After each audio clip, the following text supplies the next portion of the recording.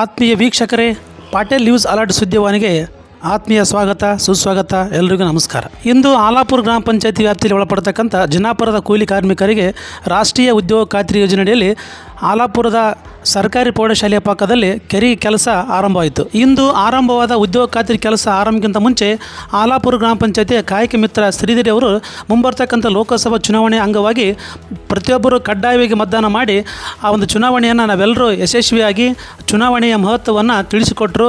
ಚುನಾವಣೆಯಲ್ಲಿ ಮತದಾನ ನಮ್ಮ ಹಕ್ಕು, ನಮ್ಮ ಕರ್ತವ್ಯ. ಹೀಗಾಗಿ ಚುನಾವಣೆ ನಮ್ಮೆಲ್ಲರ ಹೊಣೆ.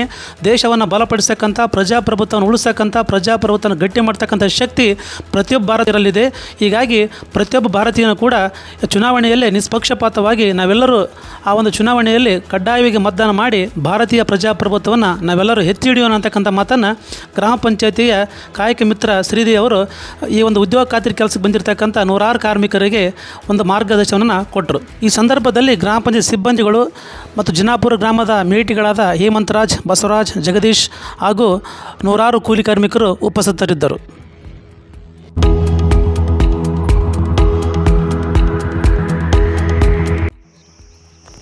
ಮತದಾರರ ಪ್ರತಿಜ್ಞಾ ವಿಧಿ. ಪ್ರಜಾಪ್ರಭುತ್ವದಲ್ಲಿ ದೃಢ ವಿಶ್ವಾಸವುಳ್ಳ ಭಾರತದ ಪೌರರಾದ ನಾವು ನಮ್ಮ ದೇಶದ ಪ್ರಜಾಸತ್ತಾತ್ಮಕ ಸಂಪ್ರದಾಯಗಳು ಮತ್ತು ಮುಕ್ತ ನ್ಯಾಯಸಮ್ಮತ ಮತ್ತು ಶಾಂತಿಯುತ ಚುನಾವಣೆಗಳ ಘನತೆಯನ್ನು ಎತ್ತಿ ಹಿಡಿಯುತ್ತೇವೆಂದು ಮತ್ತು ಪ್ರತಿಯೊಂದು ಚುನಾವಣೆಯಲ್ಲಿ ನಿರ್ಭೀತರಾಗಿ